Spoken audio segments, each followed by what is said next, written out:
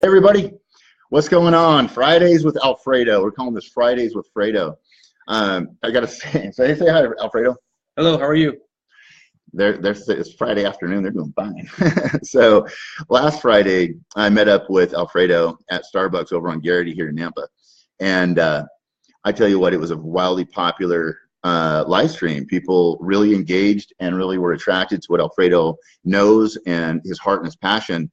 And so we decided we'll do this every Friday that it makes sense. And if it doesn't make sense, it means we're had a snowstorm or a blizzard. So Alfredo's words, I'm going to have him share more again about his backstory so you understand why this is such an important live stream. If you've got children, if you've got a spouse, if you work a job, if you're drawing breath on this planet and you live in our society, this is going to be a very meaningful conversation for you. And so with that said, Alfredo, can you share a little bit about yourself? You bet. So I wanted to follow up on what we talked about last week and make some clarifications. And it's the first time that I had done this kind of a thing. I was a Facebook Live virgin, as you said. And I watched the video and I said, all right, I need to kind of think through what I want to say and think through the conversations that we've had and really be mindful about what we're trying to communicate and what we're trying to do for ourselves and then for other people as well.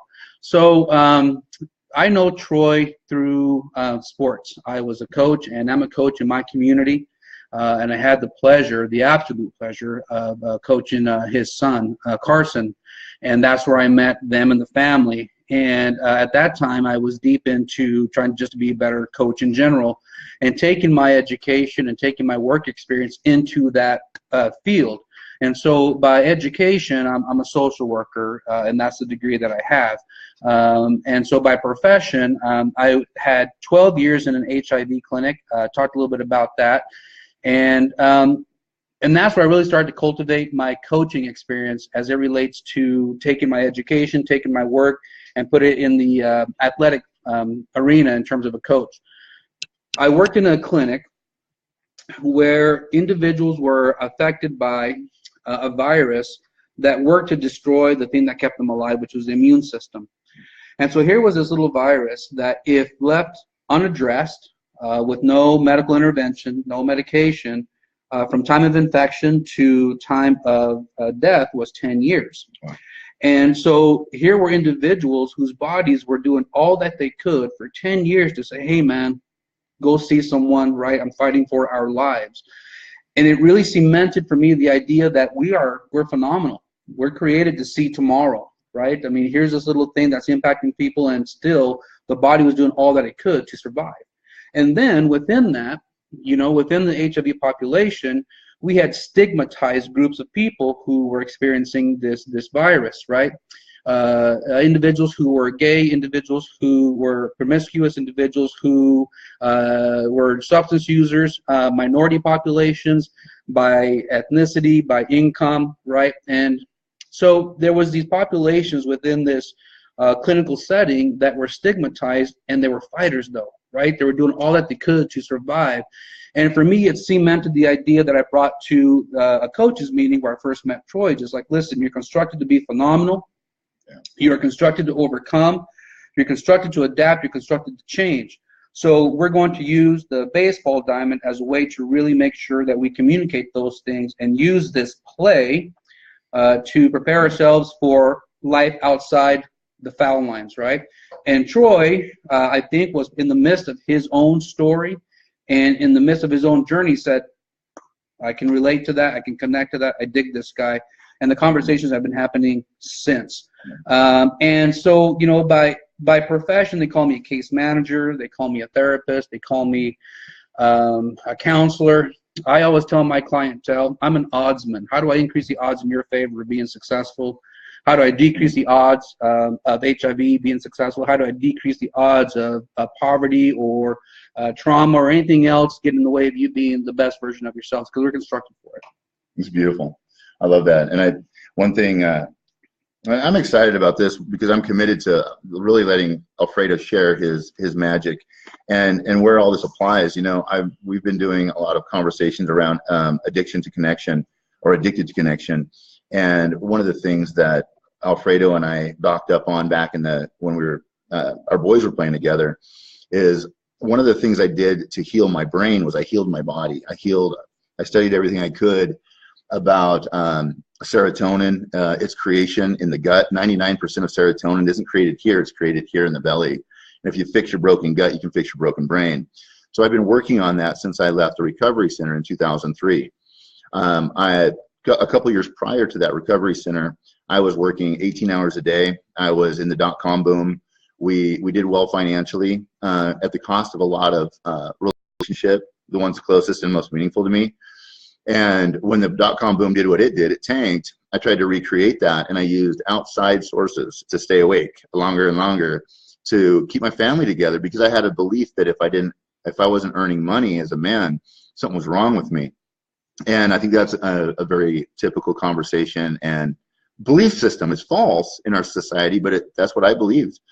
And when I walked out of the recovery center, I had the inability to read something 5 times and retain it. I couldn't look my accountants in the eye because I had so much shame, and my nervous system was so shot, and I was filled with anxiety. So I have been working since that time with the best I could possibly find to heal my body and my brain. And so we brought some of that nutrition to the sports team. And then we got more in depth with our conversations about what we truly love. He loves Pearl Jam. Instantly, brother. Instantly a brother. Hey. And then we also, living in our societies, we are dealing with a major epidemic of addiction. And addiction is very broad. You know, it's food, it's checking out, working 18 hours a day. It's pornography. And pornography destroys the brain more than cocaine does. And if people don't believe that, they need to go to Dr. Amen's website, look at the brain scans. It's documented and proven. But yet we're saying, oh, it's okay. It's not okay, man. I mean, it's bad news. And so most recently, you've segued into really working with people in the addiction space. Is that right? Yeah. So currently I work as a substance abuse counselor, local agency in Boise and in Caldwell, and then do domestic violence work, working with individuals who are on the battering side of things, both men and women, but primarily men, which is a conversation we should get into at some point as well, because that's a big issue in terms of us men and how can we be better. I'm going to have you lean in so they can hear. I don't know if the audio's there. And I also want to make it clear that you all can ask questions. We're going to go through and make damn sure that every question that's been asked, hey, Don LaChance, nice to see you, my friend, is answered. So please feel free to, as we go along, ask your questions. We'll go back through and we'll answer those. So a couple of things, right? One of the main takeaways for me in working in addiction is that addiction has really nothing to do with drugs per se. It's any compulsive behavior that you engage in, that you try to stop, you can't and don't, that leads to negative results. And so that is behavior across the board. And the bad thing about addiction is that we stigmatize, substance users and say, oh, those are bad individuals. But the same processes are in play, whether that's a gambling addiction, that's a food addiction, that's a shopping addiction, that's a sex addiction, any addiction. The same processes are happening. So why is it that we stigmatize and punish one set of individuals or a group of individuals and don't do the same over here? Because if you look at it in terms of a larger scale, those addictions that are related to consumerism and the things that we're doing have much more detrimental impact on this planet that we're living in, and we're literally destroying these planets. But it's much easier to scapegoat these individuals and look at these individuals when it's the same process that are in play.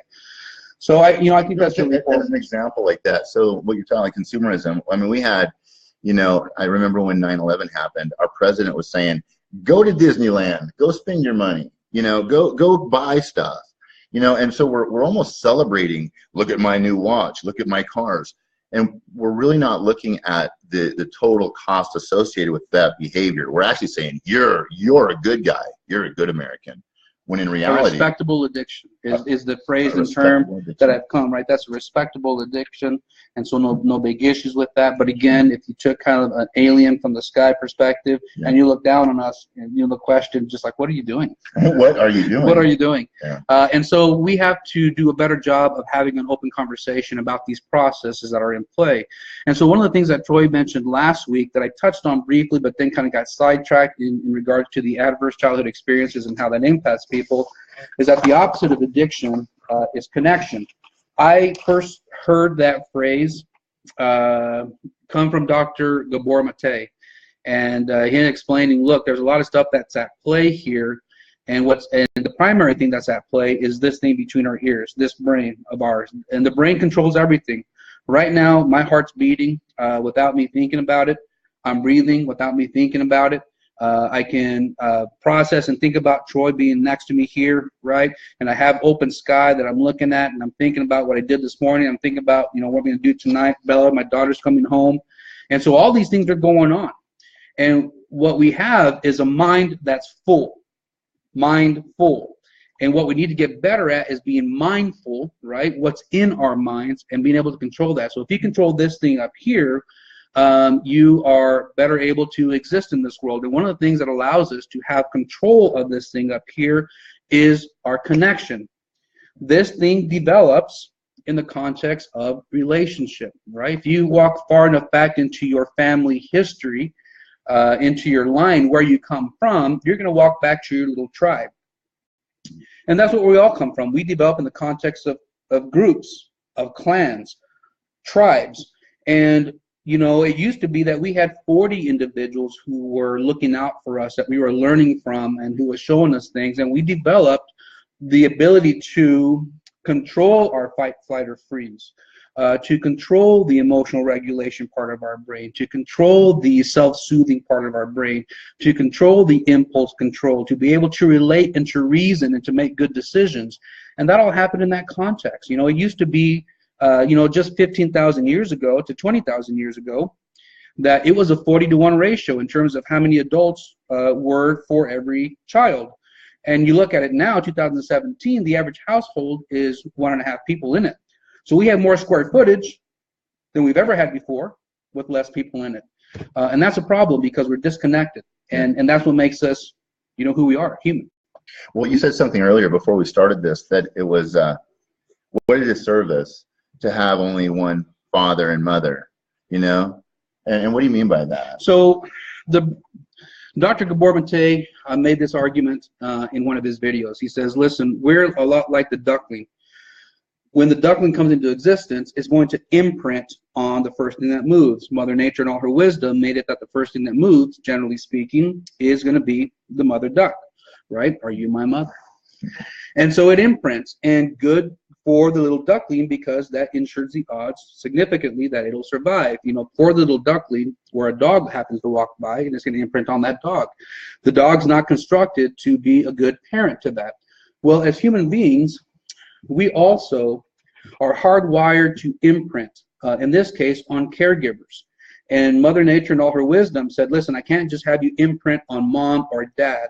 I have to imprint or create you to imprint on the tribe. Because if we go on a hunt, and we're constructed solely to imprint on one or the other, and mom goes on a gathering trip, and then they happen to die for whatever reason, and you're constructed only to imprint on them, and you come, and they come, and the clan comes back and they say, hey man, sorry, your mom and dad, they're no longer with us, you're SOL. And so the adjustment that was made is like, actually, I'm going to make sure I imprint on adults, right, who can take care of me. And so one of the things that we absolutely need in our well-being, which we don't have in our culture today, is a constantly available, emotionally available, non-stressed caregiver, right? And in our culture, sadly, we don't have those things. And as a result, one of the issues that's coming out amongst many is this notion of addiction. And sadly, in addition to that, because we are constructed to imprint, and our kids are imprinting on other kids. So we have adolescents who are constructed to imprint and have parents who are not emotionally available, constantly available, non-stressed, and they are connecting with one another. So now you have immature creatures who are imprinting with immature creatures, right? And not because they're immature, but because they're young, they're immature. That's what they're available, yeah. Right, and now we have a problem because we have kids who are getting direction from other kids and who are getting hurt as a result. As a result, and this right here, you said it's kind of like ha-ha, funny that if we wanted to find pornography, we'd have to go into Uncle Joe's closet, or we'd find it in the alleyway. And today, this ridiculously not acceptable behavior and demoralization that's happening at the end of a child's arm at 24/7 is playing a major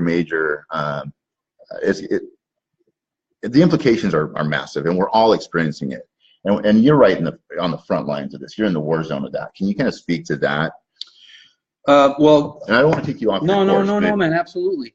So if we're constructed to imprint on adult caregivers, right, who are available, and we're not doing that, it's difficult to put things into context, right? And I think I've seen you talk about this, and I've seen it in your videos. And it's kind of a common idea, right, where you have the grandson who says, hey, man, I'm battling with this good and bad part of me, right, the two wolves, and the elder says, well, it's really about which one you feed.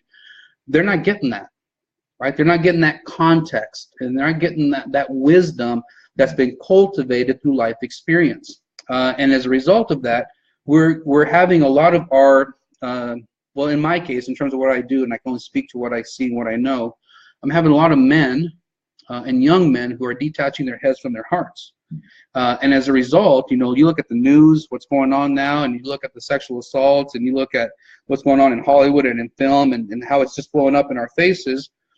I'm not surprised by that, right? We've created a generation of men and boys who can't describe what's going on and can't describe their emotions. Alexithymia, A without, Lexi, words, thymia, emotions. We literally have 70% of men who have alexithymia, or who could be told that they have that, don't have the words to express themselves. And then they see these things and they can't make any sense of it. And it becomes, well, this is what relationship must be. And of course, if you have a bad relationship, you're going to have bad outcomes across the board. On that note, Don LaChance is, he's like a brother. We've never met over coffee. But Don, mucho gusto. We spend a lot of time together, and we share on private messages encouragement and high fives. He just asked, is that where the high rates of anxiety are coming from in our grandkids and our kids? And you might need to break down what anxiety really is and all. Well, I don't know how to necessarily do that in regards to, but yeah, you know, I think we have disconnection. And so let's talk about this a little bit.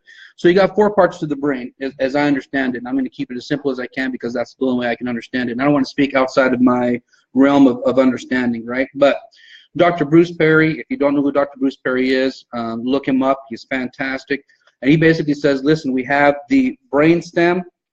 We have the, how do you say that, buddy? Diencephalon cerebellum. And so in layman's terms, the midbrain, right? The limbic system and the cortex. Okay. And so the brainstem is essentially our fight, flight, or freeze.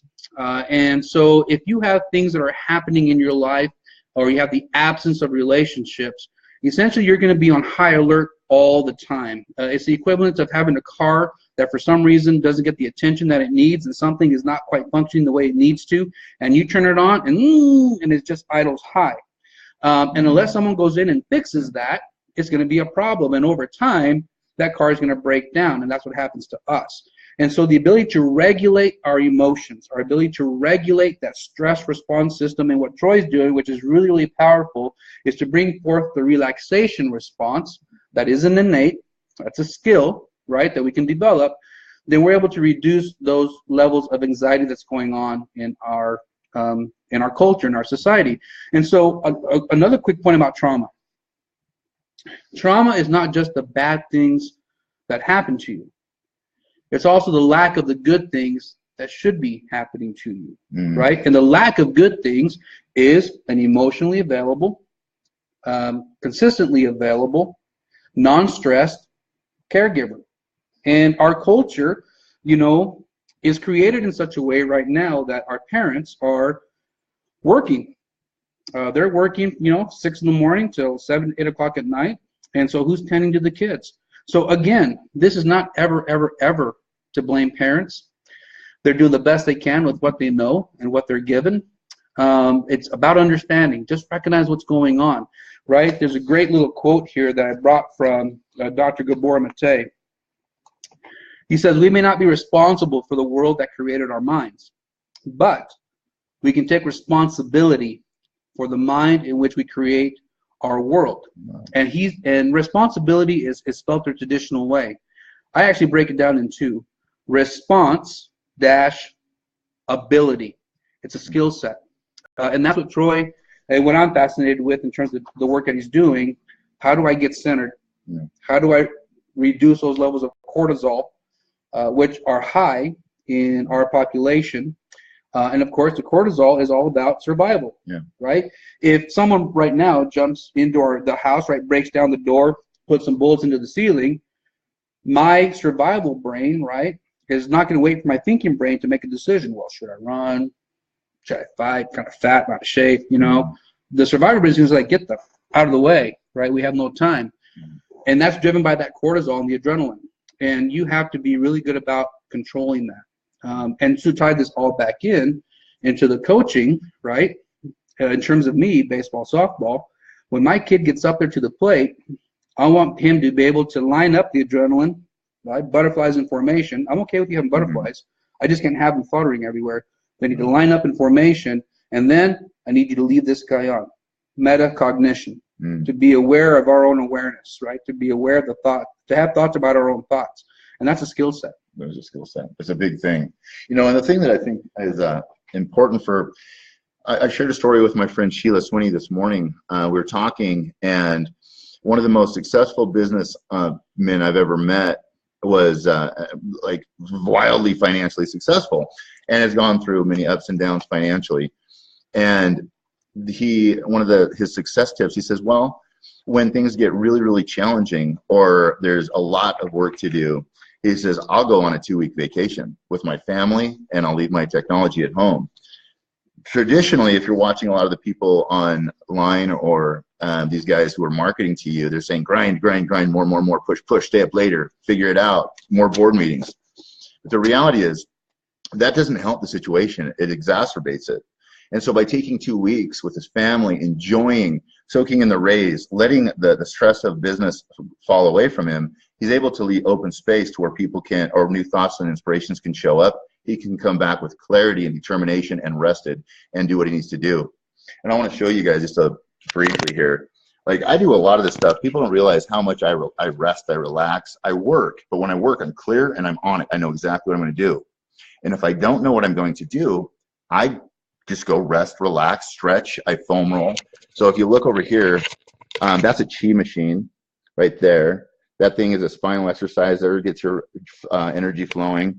These are mats that I walk on to get my my feet rolling and the pressure points.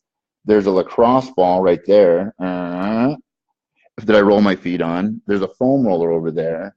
Because the reality is, if you have a flexible body, you've got to have a flexible mind. And I know a lot of people think that this is crazy shit. But I promise you, the most successful folks out there who are really doing the most amazing contributions and thinking are taking care of their body, the equipment. If your equipment is not tuned up, like Alfredo was talking about, you're not going to be able to receive the inspirations and go out and co-create. You're literally going to be able to be led around. And that's the challenge. The way you control people or a society is you just scare them and keep them frightened, and then you can lead them anywhere. And so I want to share with you a really quick technique to reset your nervous system, to get you out of fight, flight, or freeze. And it's super simple, and it's a breathing technique. And here it is. With your belly, breathe in for 4 seconds.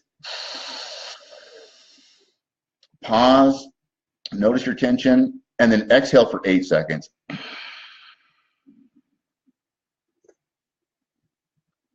And just say relax to yourself. 4 seconds in, pause, 8 seconds out, and just relax. Do that as many times, probably 2 or 3 times, and your stress levels will go down, your nervous system will reset, and you can handle the boardroom meeting, you can handle the spouse that might be upset, and you can respond, or as you said, react? Respond. Respond rather than react. Reaction is, I just pushed a button, I'm angry, and I just retaliate because I'm scared. We don't want to do that. We want to respond. And that generally, for me, is when they say in the big book, pause when agitated. I pause, I pray a little bit about it, like by being calm, and then I have the patience. So I pause, pray, and have some patience that, you know what, let me get back to you because I want to make certain that you matter enough to me that I'm going to really bring back the best response I have. And that might mean me going for a drive so that I don't harm the people I love the most with my tongue. That's wild. So that's a beautiful way to reset your nervous system. Yeah, the research that I've done and what I've read is the 6-2-7. So breathing in for 6, Yeah. holding for 2, releasing for 7. Yeah. And then, you know, think about this idea of the domino effect and the compound effect, this notion of the magic penny. So the domino effect, right? You want to meditate, or you want to get better at meditating, and you want to do that for 5, 10, 15, 30 minutes or an hour. Start with 2 minutes or start with 30 seconds, right? Start with the sliver domino, right? Where you literally need to get a tweezer to put that in to set that domino. And, you know, the research, the science says that one domino can knock over the next domino that's 1.5 times its size. So physics, right? And so in order to get to the 200-pound domino, you got to get some momentum. And you need the little wins. And here's a mistake that we make in treatment in regards to addiction, right? We have individuals that are engaging in substance use who are getting an immediate release or immediate gratification, right? Which is something we don't understand either. We need to understand why people use substances is because there's a value. It plays a role. And until we learn that, we're going to struggle in treating this issue, okay? And because we don't understand that, we end up saying, okay, you know what, Troy, I'm going to have this coffee. I'm going to take it away from you, and you're going to do all the work for me in 6 months, then I'll reward you. Right. I'm going to ask you to give up instant gratification for something that you're going to not get in 6 months, as compared to saying, hey, listen, we're going to do it little by little. Here's a coffee grind, and you do things the right way. I'll get you a pot. And then if you continue to do well, I'll get you a coffee maker. Yeah. And if you continue to do that, we'll put it all together. On day 5, we'll enjoy a cup of coffee in each other's company. What a blessing for you, right? And so we get the domino effect, right? We start to build this momentum on the little wins, +1, +1, +1, +1. Now the magic penny, right, the compound effect, would you take a penny that doubles every day for 31 days right now, right? Here's a penny. Or would you take $3 million? And most people would say, well, I'm going to take the $3 million, right? Because we want instant gratification. So there is something about building momentum and getting something right now, but there's also the discipline of waiting, right? Of putting off that reward, because a penny that doubles every day for 31 days equals 10,900,000 and some odd, right, dollars. And so it nearly triples. And the next day doubles to 20. Right. The next day, instead of 10 million, it's 20 million. Right. So it's a compound. So, you know, in regards to making some of these changes that, you know, I talk about or that Troy talks about, +1, right, 4% better, stretch yourself to your comfort zone, and then just a little bit past that to your what I call your infinite potential, right? And that's how you do it. So meditation, start with, you know, 6-2-7 is 15 seconds. Right? In for 6, hold for 2, release for 7. Just do that across your hand, right? So 15, 30, 45, a minute, 15. So a minute 15, start there. And then just start building it into your daily practice, because that's all habit is. Love that. And that's I love the simplicity of it, making it simple. I think that, you know, I've been working with the marketing side of things to reach more people.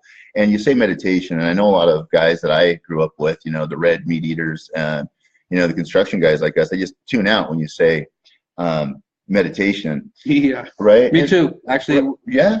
Back when I was a gym rat, I got to get back to it, right? Well, sure. But yeah, absolutely. It's not the same thing. Well, and here's the reality is meditation is just being silent. And there's an example that I believe it was Eckhart Tolle talks about in The Power of Now, that imagine standing on the deck of a train station, like Grand Central Station, and trains are coming in and out. And that was like my mind. It was constantly, man, and it was all not really great thoughts. And you cannot really control all your thoughts all the time. What meditation does is you notice them, the thoughts, and then you can slow them down to where you get gaps. You get a gap. And that's what you want. You want to get to the gap. And when you notice that these are happening again, you notice that you've gotten off, and you just come back to the gap.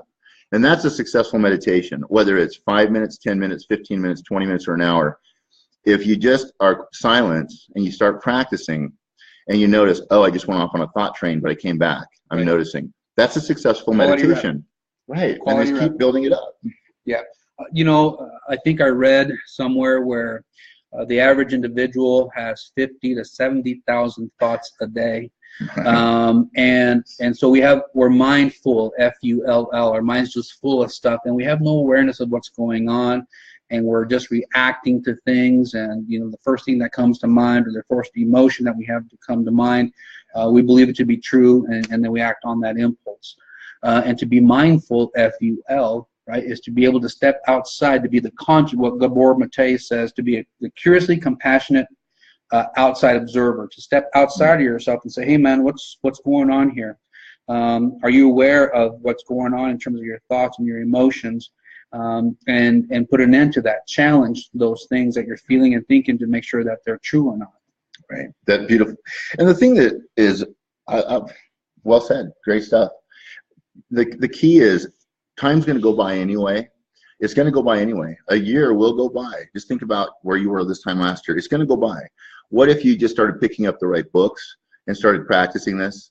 People, hell, reach out and ask us questions. We'll give you answers, I mean, yes, we have courses that teach you how to do this stuff, but you can get this stuff at a library. And what's that famous line from Good Will Hunting?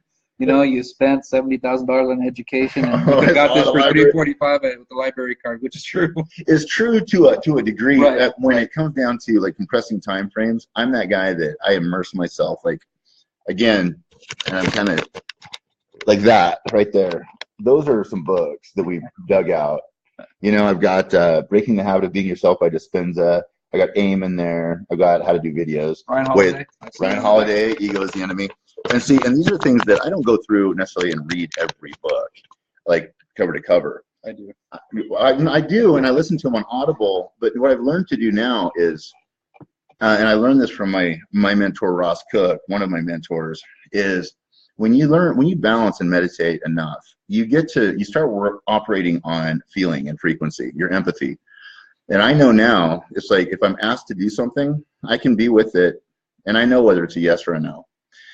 Same thing with a book, and I don't want to freak people out here, but literally it's like I have an intention.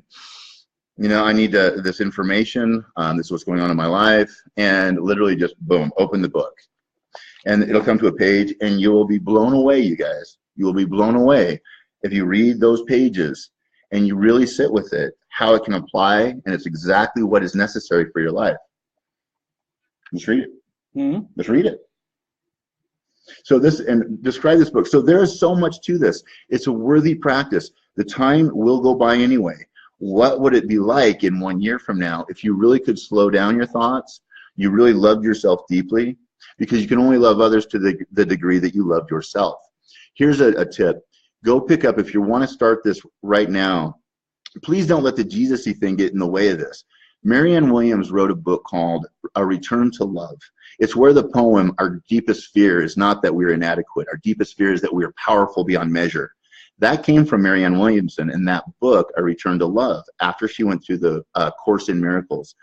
I think it's a fabulous book for men and women. And so start there. So I'm going to read the page that he fell on, actually, and then I'm going to read a quote to just fall back on or piggyback on what you just said. So this is the page that he landed on.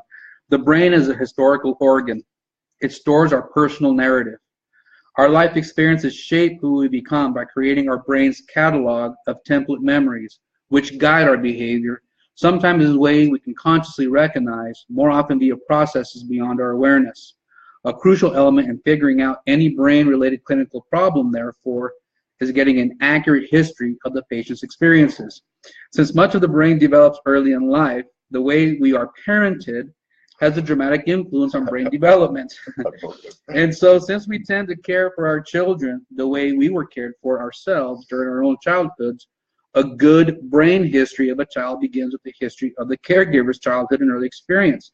To understand Laura, I would need to know about her family, which in case consisted of her mom.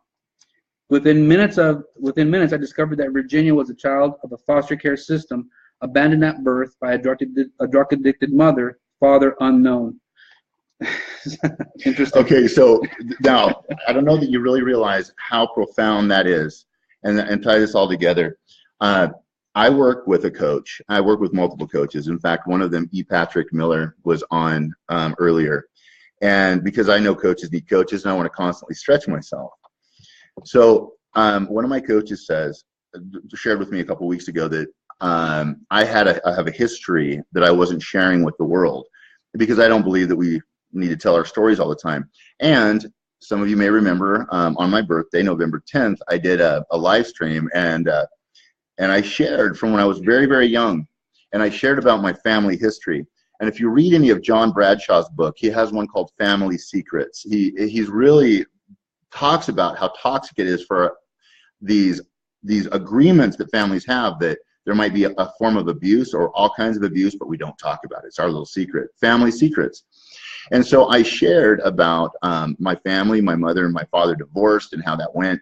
And I had family members watching that live stream, and they kept reaching out to my mother, not to me, but to my mother. And I saw my mom's face just fall and fall because we're here a lot. And so I'm with her. And so I don't feel like I need to explain. I certainly don't need to complain, but I did need to clarify because I have read a lot of Gabber's stuff. And I do know that we are who we are for a reason. And I had to go back to the history. And so I looked at my grandparents, and I saw the patriarch, and I saw some of the dysfunction in both sides of my family, which is in everyone's family. And I was simply sharing what my history was so that I could come to the place of saying, and that's where I was a scared kid who sought help. And so the fact that you read that page right there just then, and it was literally one of those open the book, is so remarkable. And because it's apropos. Do you guys see how powerful this stuff is? This is my mom? Yes. Come here. There she is. And to piggyback on what you just kind of said before I read that page in regards to having a love of self, right? This is a quote from Dr. Bruce Perry. He says, "For years, mental health professionals taught people that they could be psychologically healthy without social support, that unless you love yourself, no one else will love you. The truth is, you cannot love yourself unless you have been loved and are loved. The capacity to love cannot be built in isolation." And so back to what we kind of started with, the opposite of addiction is connection. Yeah. We are deeply, deeply constructed To connect. to connect. Brother, and that's the thing that, and Alfredo and I both really are just pushing the message of, we've got to handle that which is ours. There's no blame on our history and our caregivers. We are responsible for what we now know. And it's our responsibility to heal that so that our children, going into a planet of 8 billion people with all kinds of things that they'll get to deal with on their own. Let's not let them handle our shit. Let's us handle that, be responsible to get some clarity and heal the things that need to be healed in us, because when we don't, just as we've been describing, it will be lovingly handed down to our children, right? So I always tell folks, especially when I coach, you want me to be your friend, or you want me to be a coach? Because I know both. If I'm a coach, be prepared. I will piss you off because I'm going to ask you questions. I'm going to say things that will trigger you to ask deeper questions. And I'm very good with some of the people that I work with not talking to me for 3 or 6 months while they process this, knowing that I'm here for them when they come back, because if they're doing the work, they will always come back and they'll say, "Oh, I get it," just like I did with my mentors. And so now, take care of the business. Well, and then to kind of just go back to what you just said, actually, right? Yeah. And then you mentioned this idea of 8 billion and how we're just doubling in population. 2,000 years to go from 250 million people to 3 billion when you and I were born.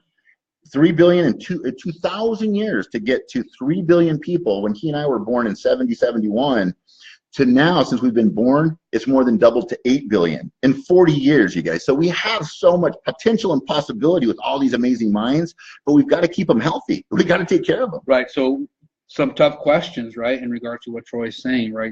We're going to ask tough questions, and we're asking tough questions of ourselves. But one of the toughest questions is you got a choice to make. Is this about, where are you spending your time, where are you spending your energy? Is it at home with your kids? And if that's the case, what sacrifices are you willing to make? because you're going to make some. And if you want a bigger home and you want more stuff, then the sacrifice is going to be time with your kids. And we're at a point where we really have to be mindful about what decisions we're going to make. And I don't think that they can be mutually exclusive, right? But if you want success and you want wealth, it should come in the context of relationship, right? And everything boils down to relationship. And so, you know, one of the things that Dr. Bruce Perry talked about in a video YouTube lecture, right? Empathy, why love is so important. He says, we're at a place right now where we have an increase in population, a decrease in resources, and social pathology scores that are on the rise. Social pathology scores. Right. Describe what you mean by that. So basically we have people that are psychopaths in some ways, right? Basically people are disconnecting their head from their heart. So we have, and they've been studying incoming freshmen into colleges and taking these scores of empathy or lack of empathy. And what they found is we have more and more every year individuals that have low empathy scores, high pathology scores, more people, less resources. Okay, so that reminds me that you and I talked a year or two ago. What I think it was in like the Ridley's parking lot. We were talking about how like we meet up and then we're like, oh my God, we got to talk about this stuff. We're talking about empathy. You know, it is a feeling, right? And when you take even a Tylenol or a painkiller, what it does is it anesthetizes the pain, but it also the other parts of you, absolutely. So then the medication can't selectively go in. So you have happiness, you have joy, and you have creativity, and you have depression, and you have emotional pain or psychological pain. The medication can't go in there and selectively say, I'm going to take these two out and then just leave these three. It's actually going to affect all those things. So the things that you need in terms of your emotions and the pain are really important. And so to be mindful of that, you're knocking those things out. The very things that you need to help overcome these things, you're knocking out by engaging in the substances that you use or whatever it is that you got going on. Yeah, well, good point. And to be reminded of ourselves that, you know, our opioid epidemic is at critical mass. And I really believe we're just seeing the tip of the iceberg. For all the reasons that we described. All the reasons we described, yeah. And that's where we have down the road a friend who's got this giant, gorgeous kitchen, 2 stoves, it's got 2 sinks, it's beautiful, a giant table. And we get together and we prepare nutritionally dense, healthy food, and we show people how to prepare meals together as a family, as a community. And then we sit around the table and holy cow, you would just be blown away by the conversations. It's all over the place.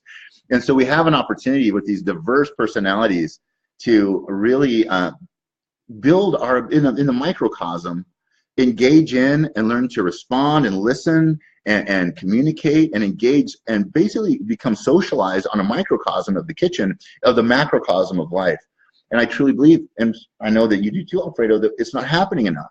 No. We need to put the phones down. We need to start getting in the kitchen and the smell of the olfactory. You know, when I think of my childhood, I think of my mom's Toll House cookies and popcorn in the little popper, the air popper, and we'd watch Hee Haw and Starsky and Hutch and Incredible Hulk, and it was magic. And so creating those for our kids again and for ourselves, so that that's what our life is. All that shit, all the stuff that we go out and accumulate, there are no luggage racks on a hearse. And I know this, my friend Mark Warnke, who owns Outdoors International, he wrote a book called Ono, which is beautiful, Options, Not Obligations. And in that book, it says that some of the last words that Sam Walton, formerly the wealthiest man in the country who started Walmart before it was broken up after he died to his kids, one of his final statements was, I blew it. He's laying in his deathbed and with his family around him, looking at these beautiful faces. All the wealth he created, all the board meetings, all that money meant nothing. He realized, he looked around, I blew it. Look it up. The deathbed philosophy. Let that not be you. Right. Let that not be us. I'm not sure what else, any questions or whatever, but I just wanted to say I'm really looking forward to this opportunity to talk with Troy personally just more and process some of the stuff. He gives me a lot of food for thought, and he expands some of the things that I'm thinking about, and then also narrows those things that I'm thinking about. and brings them into focus. And it's just nice to have another like-minded individual to be able to speak with. And then this platform that he's got going on, right? What an interesting little thing. And I was kind of shocked by the number of views that the last video got. And Troy says, hey, you know, let's do this. And all right. You know, Fridays with Fredo, let's do it. Let's do it. Timothy's a really good friend of mine, by the way. We've known each other for a lot of years, and he's a martial artist. He's a really cool guy, and he's going to be at Tuesday's dinner, so that's awesome. Cool. He's asking what this book is, The Boy Who Was Raised as a Dog. Can you kind of give just a brief explanation of that title? Basically, that's one of the clinical stories that he utilizes to describe how he come to understand trauma experienced by kids and what's needed to help individuals overcome that stuff. So essentially, it's an examination of the brain, how the brain works, how our experiences shape that thing, and what we can do to reshape it, rewire it, malleability, our greatest gift. And he uses 9 clinical stories. One of them, really, a kid raised as a dog. And so really quick about that particular, that title or that story, is that these grandparents are raising their grandson as their kid. Happens actually a lot in our culture right now. Absolutely. A lot of grandparents as parents. And he he breeded dogs, right? That's what he did, and that's what he knew. And the grandmother was the caregiver. She's the one that took care of her grandson, and then she passed away, unfortunately. And he's just like, I have no idea how to raise this young man, and I'm going to utilize what I know, which is him, you know, raising dogs. And he literally raised the child in that fashion. And then, you know, he talks about, okay, how do we help this individual? How do we help them rewire? And he talks about that process. It's a great, phenomenal book that has a lot of applications and implications in our educational system, you know, and what we're doing in that arena, in the professional arena, in terms of what we're doing as counseling and counselors and those kinds of things. Fascinating, great book, great read. Beautiful stuff. And, you know, that's as we start to sign off here, we want to make this a consistent thing. Feel free, please share this around with people that you know, and ask questions even after the live is over, which will be in a few minutes, because we're both watching. We'll both be messaged. If you're not following or friends with, friend request Jose Alfredo Hernandez on Facebook, and engage in these conversations. It matters.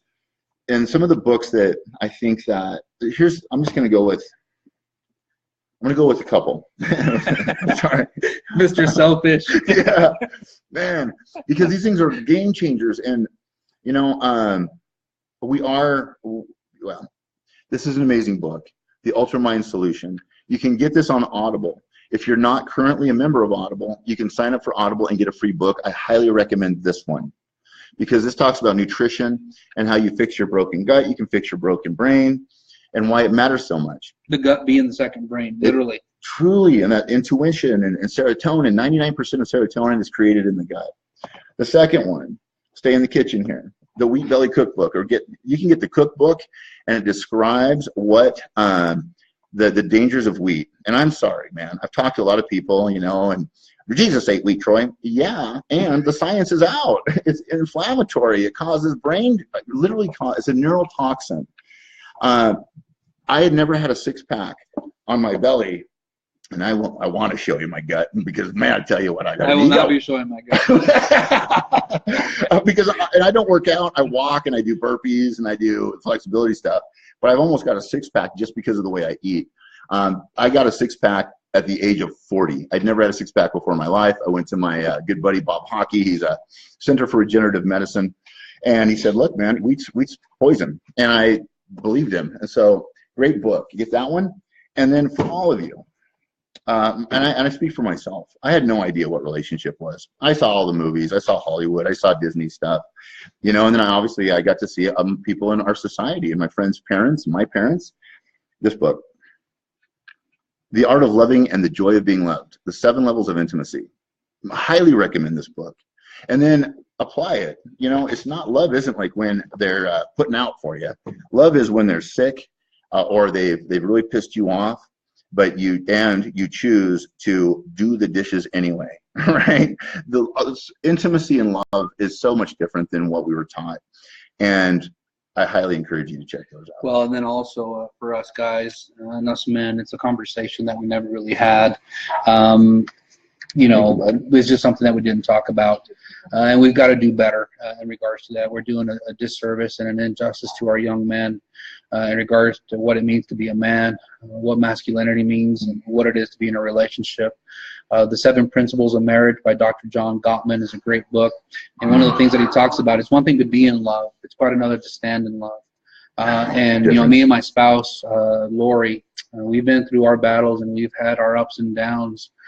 And it wasn't until I took ownership of my own stuff that I was able to say, I'm going to stand in this thing and I'm going to make this the right decision for me and love her in ways that I didn't know that I could, and to be a parent in ways I didn't know how to be, and to be a friend that a friend would like to have. And it was, the personal experiences, the scars that I went through personally.